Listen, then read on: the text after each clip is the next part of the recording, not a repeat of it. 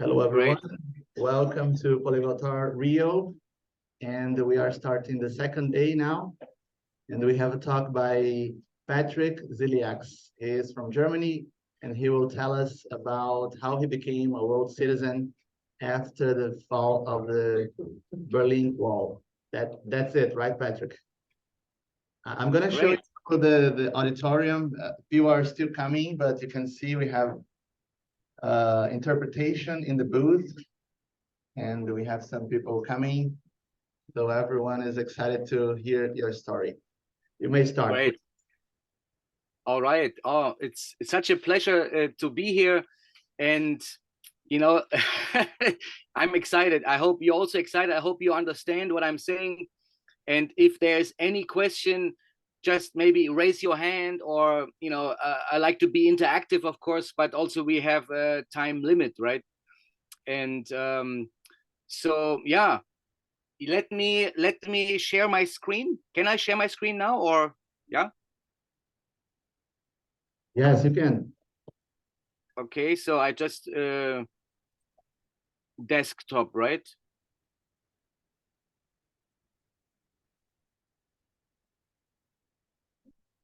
Can you see what I'm doing, right? You can, yes? Yes, perfectly. Yeah, awesome. So I can also see me, I can see you. That's good. That's good. And I put the window right on top here. And okay, dear folks, my name is Patrick Ziliax. My last name probably comes from Greece. So I always was wondering why, because it's not a typical German name, Ziliax, right? So, but I figured that it's a little bit, it's coming from South, and one of my ancestors were philosophers, and I just love philosophy. That's why you can see here the topic, becoming a world citizen. So I was thinking, actually, before I show you some other slides and of my life and everything, what is home, right? What's the meaning of life? What's the purpose of humanity? Why are we here? And what is everything about, So and that's something to think about. I think we always think about those kind of topics, Anyway, my name is Patrick Ziliax. I was born in East Germany in 1972. And a lot of you guys, I'm sure you have heard of, I mean, some history, I'm sure. And you know that in 1972, Germany was divided, and we had deep communism.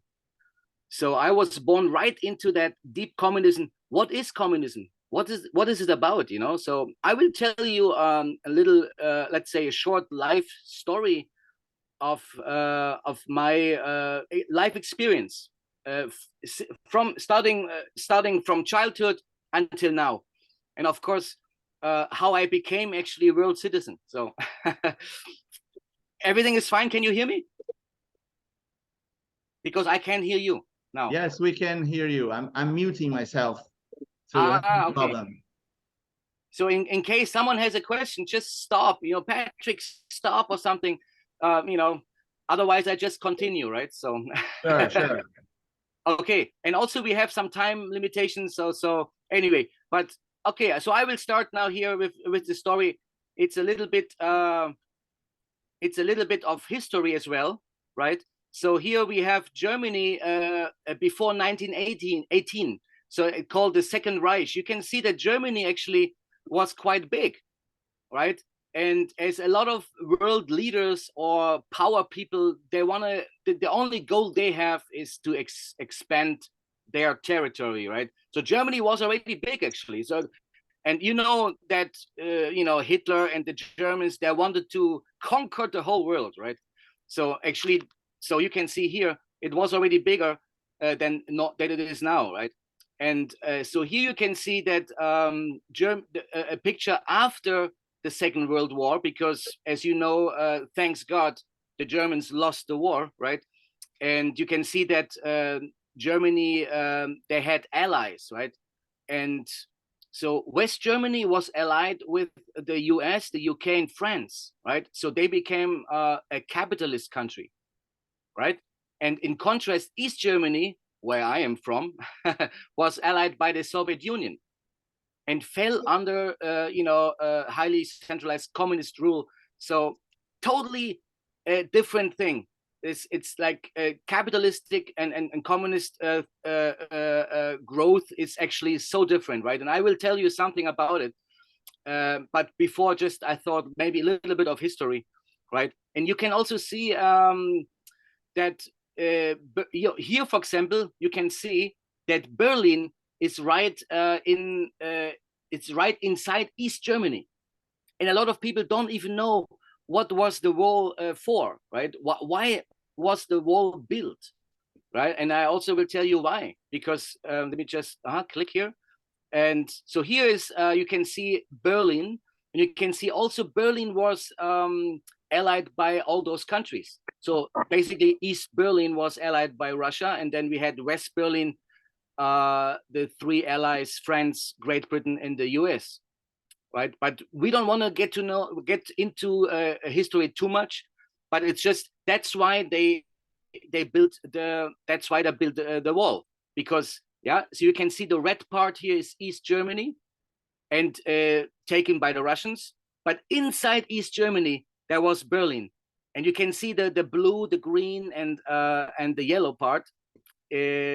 So that was totally different. So those people, they had to take flights, or it's just incredible. It's a lot of talking, but let's say right now it's enough so you can see a little bit of history.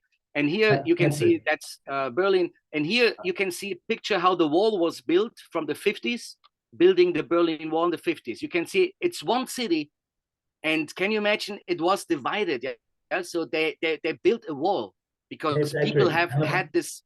Yes, I have a comment, a question. Yeah. Because they had to divide not only the country, but also the capital. That's why they built the wall in the city, right? But people from the Western Germany, if they wanted to go to Berlin, it was possible, right? So they had to somehow build a Western Germany inside East Germany. Yeah, right? It's thanks so much. I love interaction. So East German people, we could not go to the West, but West Berlin people or West German people, they could go to the East, but also not easily. They had to ask the government and a lot of paperwork.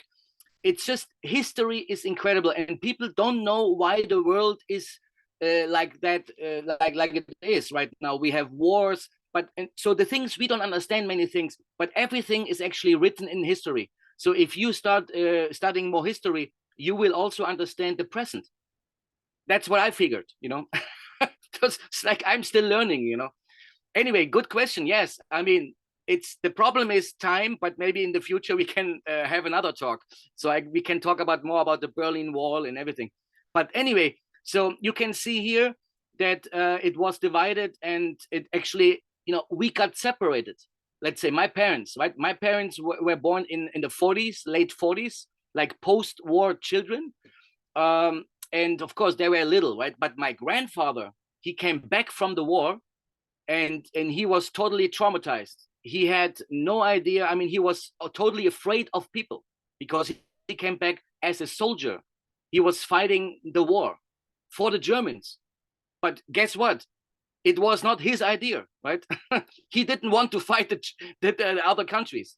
So anytime you have a dictatorship, any dictatorship is not a good idea, in my opinion. But anyway, you will see the flow of the presentation, So you see here the wall, and here people, not the best picture, but you can see that no chance to cross the wall, no chance, right? And probably that's the West German part, because East Germany was not public, They didn't put any public pictures. So that what you see, the children here, they are walking in the West German part, And the same here.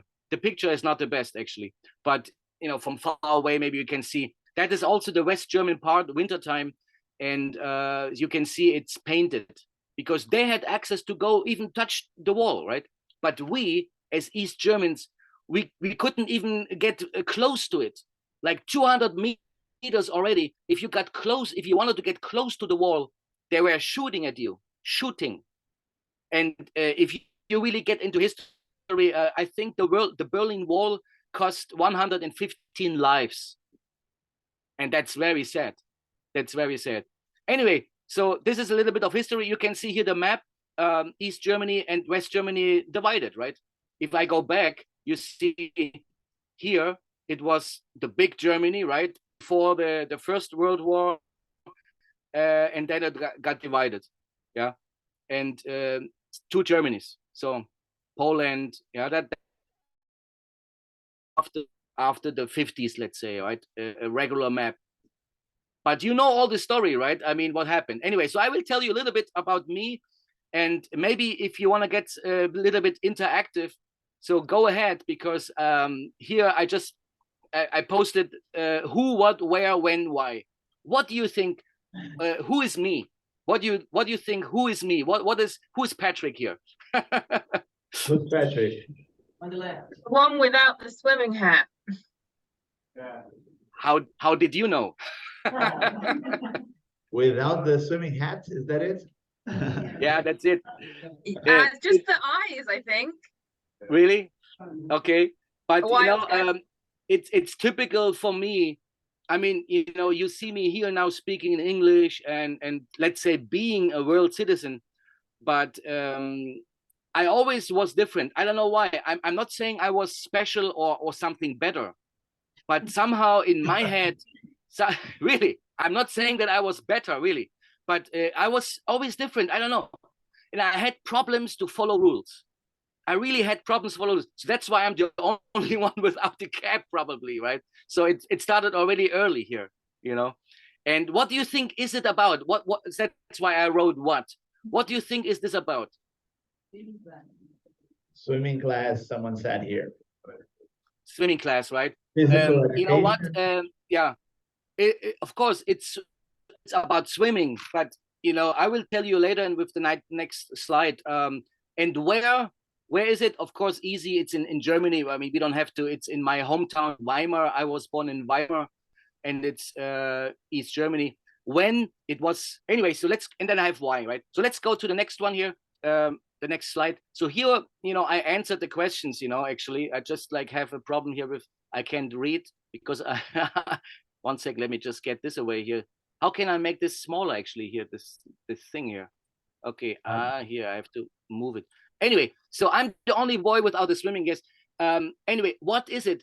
In Germany, East Germany also wanted to be powerful, right? I mean, it's somehow you can see all nations and by the way, humans, we have this thing inside. We want to express power. It doesn't matter if it's a country or even family or if it's your father or mother. And somehow we have this thing inside. And in Germany, East Germany, they wanted to show power, right? And that's we go to the question why. They spend a lot of money on sports, and mainly Olympic sports. They did this for prestige, propaganda, and rivalry with West Germany. So it's like this kind of who is the best, right? So East, and I don't know if some of you remember the 80s. If you are my age, I'm 51. But maybe you have read the news or something like that. In the 80s, East Germany, after the United States and Russia, let's say I say we, right? Because I was part of it. We always had the best medals. I mean, we were always third. Olympic Games, number one was USA, then Russia or Soviet Union, and East Germany. Can you imagine? So sports was insane. That's why. Yeah. So anyway, and that was 1979. Okay, let's continue. And now, just very short here. You probably think a lot of you probably have. I don't want to say a false impression of communism, but I must say, as a child, I grew up in a bubble. Let's say in a cage, but inside that cage, life was good. I have no complaints, right? I have no complaints. We had, we had good people, good teachers. You can see here, very friendly. They gave us values like how to brush your teeth, and I mean, let's say the East German education, the general values were not bad. As every religion, right? All the religions, they also want to be good. Actually, they have values. Don't do this. Love your next person. Be friendly. Help others. Same thing with Germany. So you can see that here. Like we had to. Everything was organized.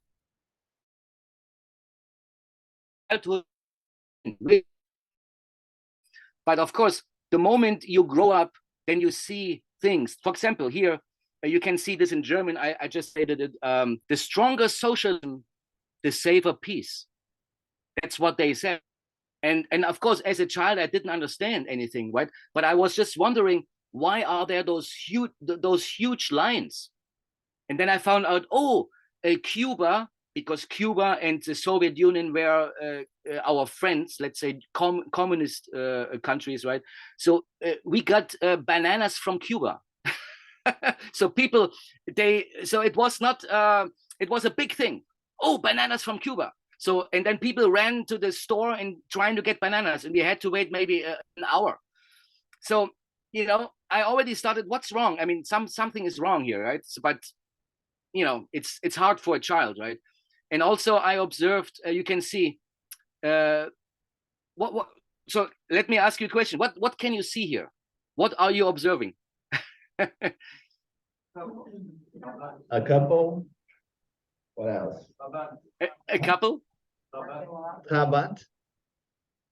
Trabant, but something else. Of course. Can you observe only one Trabant or? Many Trabants. They are right. same. Yeah. So you can see that in East Germany, every person had a Trabant. So we were all equal, like equal in the sense of we couldn't. Could you explain what a Trabant is? Because Brazilians, we don't know it. Trabant is the name of the East German car, right? So that is a car. You can see it's a car, and Trabant is the name of this East German car. It had only 2 cylinders. It has 26 horsepower. 26 horsepower, a car. So, and the thing is, the socialism or communism, I mean, the idea was great. Everyone is equal. The idea is not bad, right? We all should love each other and stuff, but no production, nothing. So so we had our own products because we didn't want to be friends with West Germany, and no competition. That's also a keyword. Yeah, East Germany, no competition. So everyone had the same clothes, same cars, and it was peaceful inside the cage. Inside our bubble, it was peaceful, no doubt. But it was also boring. Everyone had the same car, So funny, right? Anyway, and then the television, we had television, but only 2 channels. And because basically East Germany, they wanted us not to know about the West, right? So we had only 2 channels. But, and I'm included, I was living close to the border of West Germany. And guess what? We received 1 channel from the West. 1 channel from the West we received, so we watched it illegally. We watched it illegally. No one supposed to know about it. Just incredible. And you can see that here, that's the picture. And then in the 80s, let's say color television arrived. My grandfather had a color television, and he called me, or he said, "Hey, Patrick, I got a color television." I was really, let's go and watch television, TV. And we found out, and that's the key, why East German people got mad or unsatisfied or unhappy, right? Because we found out there is another thing. There is West Germany, right? But in school, they taught us that everything in West Germany or the Western world is bad. That's what they taught us. So if they teach you that as a child, you believe it, right? But then if you see something in the news, like, like Kinder chocolate or something like this brand, right? You see something and you see joy, happiness, and then you start thinking, hey, what did you tell me about West Germany? That's not true, right? And so we were wondering, right? So we said, well, what's going on here in this country, right? Because it's so you, and then that was my favorite series, The Fall Guy with Colt Sievers, every Sunday at 4 p.m. So I went to my grandfather in color TV watching that series, and guess what? Look, I saw this car here, this car, and then I saw the beautiful ladies, and they had makeup, because in East Germany makeup didn't exist, probably, I don't know, right? So I was like, oh my God, that is so cool, and then I started to think, my friends. Hey, I have a question. Yes? Were you more excited about the car or the beautiful ladies? You know what? I would say both, right? So no, it's just incredible. It's insane. When it's but that's a good question, right? But anyway, so I started thinking, when I was 10. So I this is a real picture here. It's that's the way how we lived. You can see it's a block, and it's a house. How can I? It's not a skyscraper. It's like, we called it block, living block. It's like a cube, and then you had some apartments inside. Ugly, right? I mean, East Germany, the infrastructure and everything was kind of ugly. And no modern stuff, and no individuality. We could not choose anything, no freedom, nothing, right? So me as a child, I was going up there and sitting on top of that climbing thing, and I started looking up, watching the clouds, and really, I remember, it's incredible. I remember I thought, man, I want to get out of here. I want to see the world. I want to say hello to Brazil. I want to go to Africa, but I only observed that in me. The others, they were just, as nothing happened, right? Anyway, so here my dream started, and so you saw the picture before from. Did you talk about it with your friends, or did you have friends who wanted to go out as well? I mean, we talked about it, but as children, at that picture here, I was like 10, maybe 12, right? So we didn't talk much about it. I mean, there is no this political awareness, nothing, right? Not yet as a child, yeah.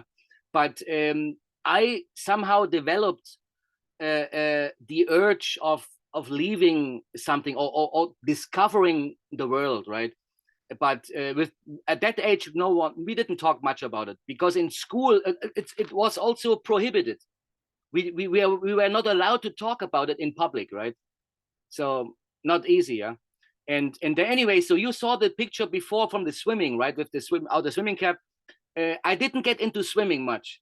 Yeah, at the age of 7, they wanted to select me for swimming, but I didn't like swimming, right? So as I was very fast, I became a sprinter. You can see that in Berlin. That's me, 1988. I was sprinting. I was trying to be fast, right? And with what goal? What do you think? What was my goal, actually? To be fast, or what? What's the idea? Run away. Everyone's saying here, run away. Right. I wanted to run away, literally, right? I wanted to run away. But as you know, in East Germany, we couldn't travel, right? There was no way that we were able to travel to different countries. But when you were good at sports, you were able to travel. Can you imagine? I did that because I wanted to get to know the world. Yeah. And you can see the other picture here on top, the colored one. That's the only colored picture I have. of my training group, and I'm so happy that I have it. And you can see on the very left, is his name is Sven Mattis. He was 3 years older at that time. Yeah, so he was already, I was 16, he was already 19, and he qualified for the Olympic Games. He qualified for Olympic Games. That's how good we were in our sports. It's incredible. The system, it's funny. East Germany had no progress whatsoever with industry and technology. No progress at all. But sports, we had one of the best systems. And actually, it is a capitalistic system. Why? Because everything was really, really organized. The state gave us money. So I remember I went to the sports school at the age of 14 in 1986, and I trained every day twice. We had good food, we had education, and that's how you can improve your level of sports. Let's say what's the word I'm looking for? This word, you can improve, you can get faster, right? You can improve through training, right? And that's incredible. You can see in the picture here below, also this guy here is Sven Mattis, and he qualified for the Olympic Games, and he came back from Korea. He went to Seoul in 1988, and he came back, and we were like, how is the world? What did you see? Who did you talk to? For us, yeah, it's so hard to imagine. But if you grow up in a bubble, then you want to get out, right? Anyway, let's continue. This is a story I tell you later. It's probably no time. This is another story. And then guess what happened? In 1989, thanks to this guy, Mikhail Gorbachev, right? He gave us the green lights to reunite. I was 17. I was 70. I was standing right up there. I was standing on top of that wall. And the most beautiful thing is that it was not a bloody war or something. It's like everything was peaceful. I mean, that is so adorable. And yeah, the only peaceful revolution. I mean, it was a revolution. It was a change, but no one died at that day, let's say, right? But anyway, it's a lot of history here. So you can see that guy, we love him, right? Because he started the whole thing. Because of him, Germany got reunited. And yeah, so now you can see Germany, let's say bigger than and now it's together again, right? I mean, I think it's fantastic. And then 5 more minutes and I finish. You know, I started right away. I started traveling. I spoke no English, of course, right? Because we didn't learn English in school. We learned Russian. 3 or 2 Russian A2. So I spoke some Russian. Can you imagine? But no English, right? So we started to travel, and so I was advertising fans, and that was 1993. So we did an interrail, right? You pay a ticket and then you go by train limitless around Europe, for example, interrail. So we went, stop was Vienna or Wien, and in Austria. And I was a fan of advertisement, man. In East Germany, no advertisement, no competition, no nothing. Everything gray, everything depressed. But now I saw colors. Look at this guy right here. Yeah, test the West. So I was, hey, let's take a picture, right? So I mean, and then we arrived in France, and in France, I saw blue sea for the first time. Blue sea. I saw beautiful girls. I was like, oh my God, why am I French right now? You see. What's happening? So I felt already guilty. And that moment I wanted to learn all the languages to talk to the girls, right? I mean, it's just insane. And look at this picture. you see that picture here, and you see, oh my God, that is called freedom, right? You choose to go to the beach. You choose to open the umbrella. And then, so we were like kind of poor. I mean, not real poor, but we understood that in order to have money, you need to work, right? But so we had some money. But here you can see in the left picture, we did some cooking here, and we took the salt water and we had spaghetti, right? We took the salt water from the sea and we did some spaghetti. So anyway, and then also that's also France. I remember the first trip to France, the biggest dunes in France, and I made so many friends. And that's me with the blue cap here. For me to talk to a different person from a different country, it was incredible. It was incredible. So right there, my dream became reality, right there. And then I went to the States in 1995. I went to the States. I thought I need to learn English. In 1995, and I hitchhiked.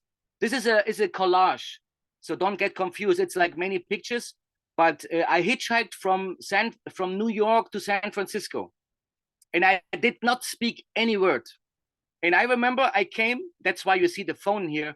I came and I wanted to call my mother, and it took me 2 hours to call my mother because I didn't speak English. I didn't understand the yellow pages. So I was, how can I? And then finally I got, Mom, I'm in New York.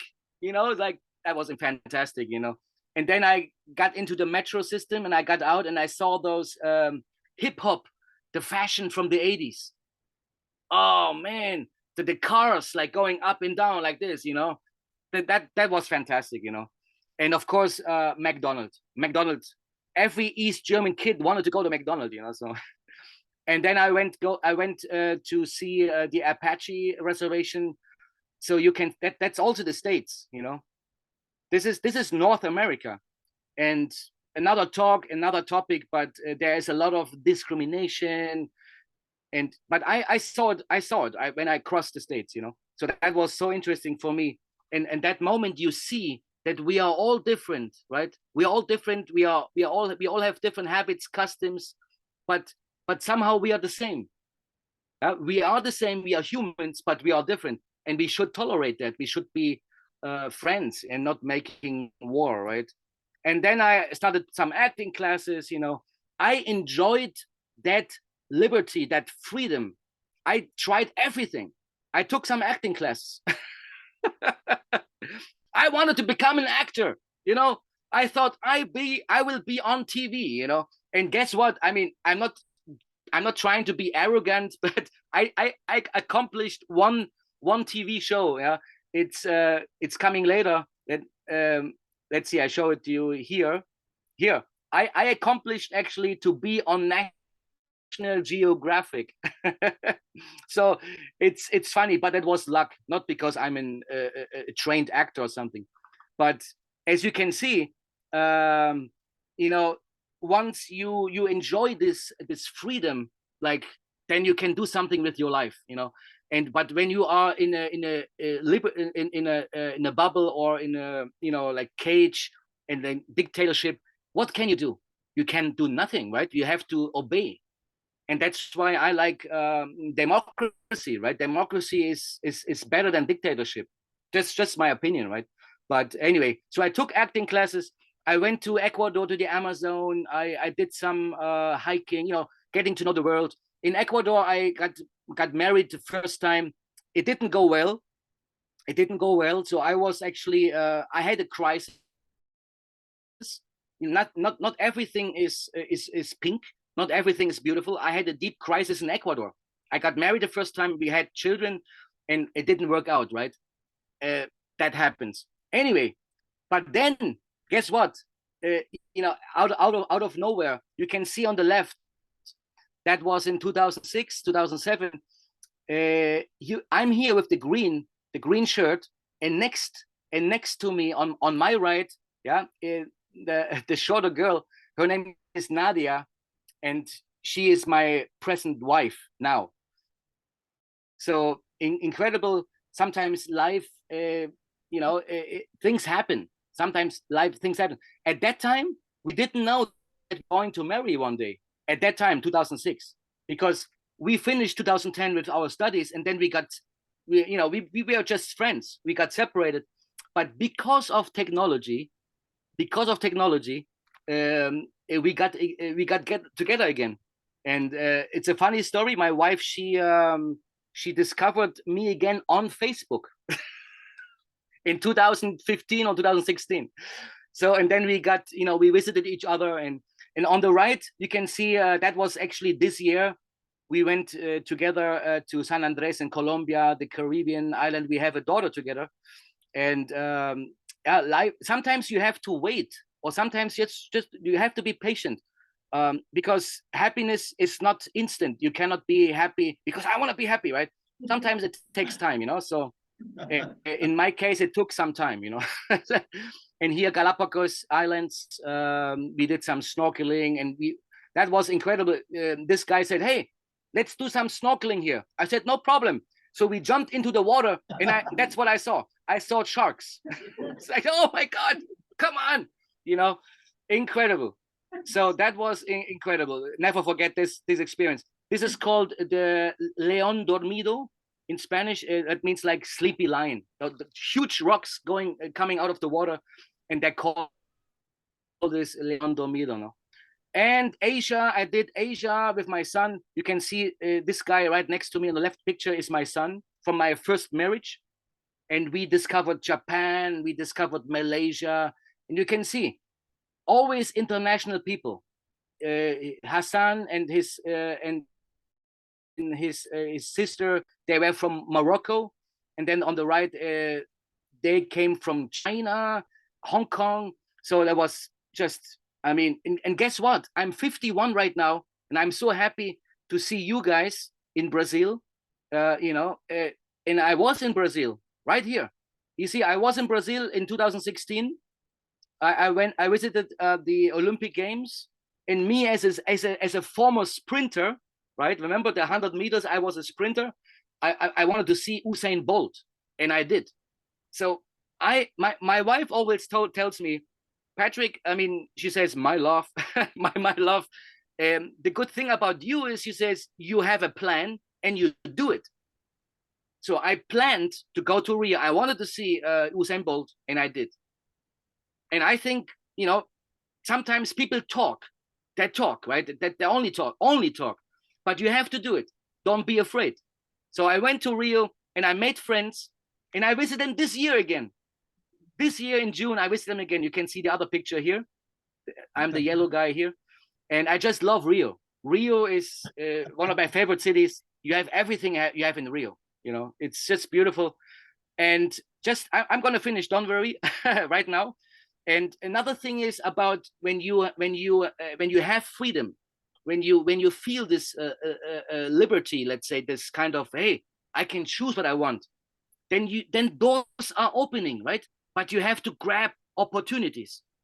And this, you can see Hedgehog. Hedgehog is a brand, it's a clothing brand. And those guys, they were looking for a shareholder. And I had some money saved. I said, okay, so now I'm a shareholder as well. So, right? So you just do it. And you can see here, I did some National Geographic, I did some commercials, and everything because of freedom. And that was in Canada. I also lived in Canada for 2 years. That's why the name of of my story is Becoming a World Citizen, because I lived in many parts. I lived in the States, in Canada, Ecuador, Colombia, right? And I'm a little bit crazy, maybe, let's say. You can scooter here.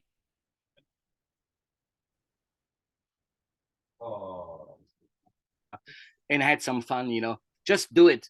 And on the right side, you can see with my wife and me doing some snowboarding, like stuff in Canada.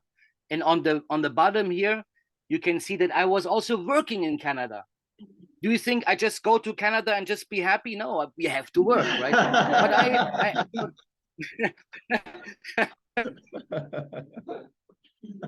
work. Yeah, I did Uber, and this is DoorDash, but in Canada also, Uber, of course. So I was working for Uber, and the money was okay, right? So I no problem. This kind, sometimes I don't agree with people when they they have this kind of hierarchy, like this classifying things. I mean, you should relate to anyone, everyone, anyone. Even the trash man can be your friend, right? That's my philosophy. So I did also some stuff which is not let's say very intelligent or something, but it's great. So I met so many people, and that is me now. This is me now. 2 weeks ago, I don't know. Of course, you don't know me, but I studied linguistics. Where I met my wife here, we studied linguistics. We studied languages and the science of languages, Spanish, English, German, right? And my wife got into translation, and I got into teaching, right? So what I'm doing when I'm not traveling, I teach German and English and Spanish, and I also started my own business. I started my own business, and you can see that I sell German sausages.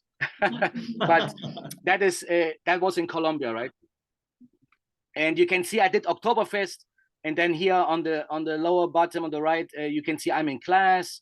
So I started actually three businesses. Yeah, the hedgehog thing with the clothing, the shareholder, my teaching thing, and the sausages. So my experience, yeah, and I do storytelling. And I hope I can invite you next time. I was waiting until today, but now I finished my presentation, and I also do storytelling with other people from different countries. It's like the same thing as you are doing here in Rio, and that's me right now. Last picture, with my wife, my daughter, my parents. I'm in Germany right now. I became a world citizen. And guess what? It's so hard again to be in your own country again. But what is home? What is home? Let's get back to the beginning. Home to me is where I feel comfortable. And I think people should, I don't want to say, they should get more, they should get a better world view. If people say, no, I stay in my own town and that's it, and then someone else comes and then we start fighting or something. No, if you have the chance to live somewhere else, do it. Then you become, actually, your horizon goes like this. And you as polyglots, I think polyglots, I'm sure you understand what I mean, because the moment you speak languages, that is the moment your horizon gets open. Yeah, because the tunnel, we don't want tunnel vision. We don't want that. We want an open vision to the world, and that's the only chance that this world can survive. To accept each other and be tolerant and trying to communicate. Of course, learn one common language, that would be English right now, and this is the last slide. Freedom is the fundamental condition for any growth. That's what I think. So, thank you, my friends, for listening. That's it. Now I can't hear you, but I can see you.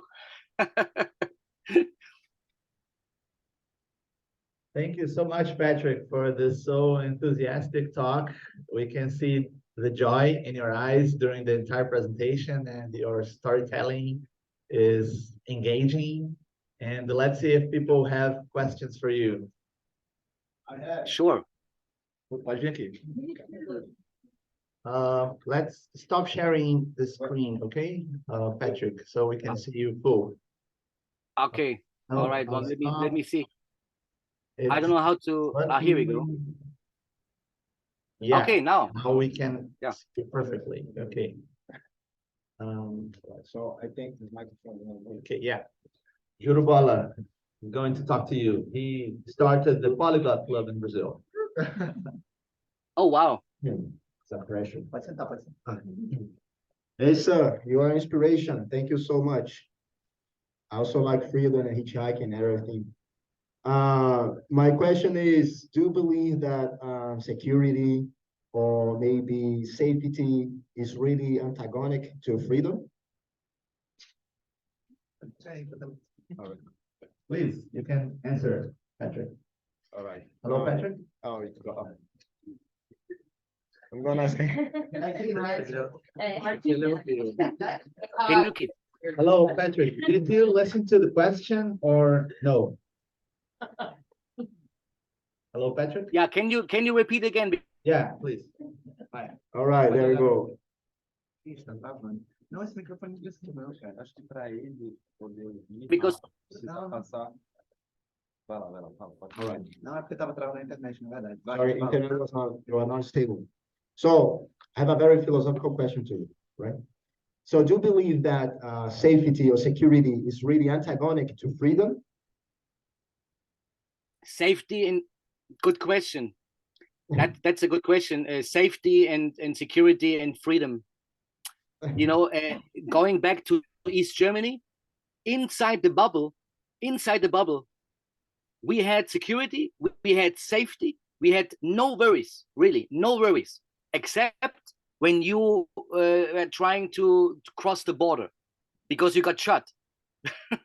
But so no one tried to cross the border. But inside the bubble, we had security. So now freedom, of course, freedom, the problem of freedom is actually that, you know, so you have to be aware of that. And that's why people want to make a lot of money, and then they prefer to live in closed areas, let's say, right? In Spanish, you say conjunto, yeah, like, you know, it's like you have a gate, you get inside, and then everything is safe because you have a guard. But a lot of people without money, what can they do? So it's a tricky thing. Freedom doesn't mean security, but you are your own boss. I think you can choose what you do, and if you like security, then you have to work for it, right? You have to make some money and then move to a safe area. Yeah, here in Brazil, people call Alphavillas. There are plenty of Alphavillas everywhere. People pay lots of money to live in this place. Well, I understand you completely. Yesterday, I almost slept over a tree, and that was amazing. But someone hosted me, that was cool as well. So I'd like to thank you, and it was a real inspiration. All right, thank you so. Thank you, Jerubala. Jerubala hitchhikes all the time, all over South America. Yeah, I like it. Really? Oh my God, that's incredible! Wow. Let's exchange our Instagrams, and let's talk. Of course. I'm sure, for sure. I'm going to bring the microphone to Saleni who has a question.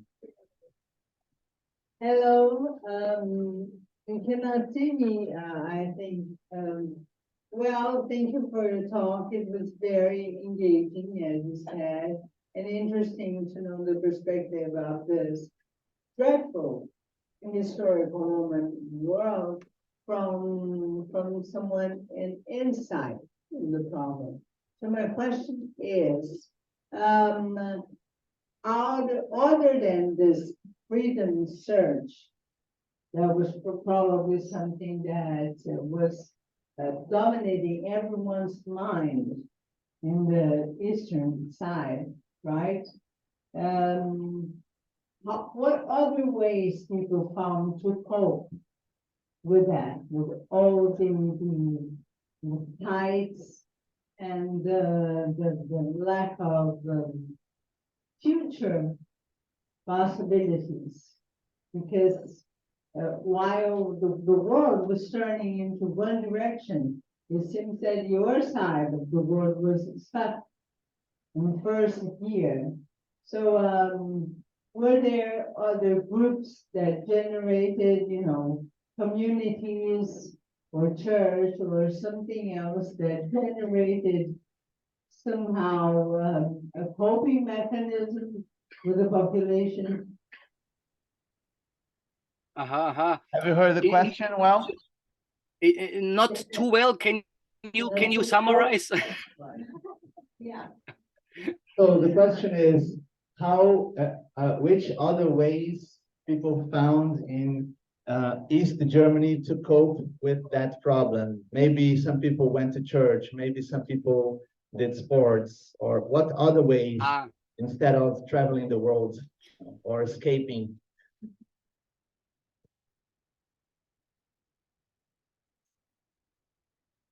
He traveled. for that. You know what? I'm back in Germany right now. I'm here in Germany. It's 2 o'clock, 2 p.m. Right? So I'm in Germany, and I met already some friends after almost 30 years. 30 years being. I would say almost 30 years, and so and my friends haven't changed. And like hey Patrick, what's up? But you know what? I think I felt kind of.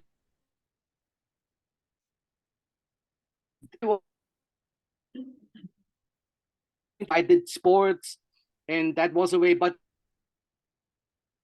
in the 17, 18, perfect time. I said, "Thank you, God." Right? I was 18 in the war. Came same age. They didn't.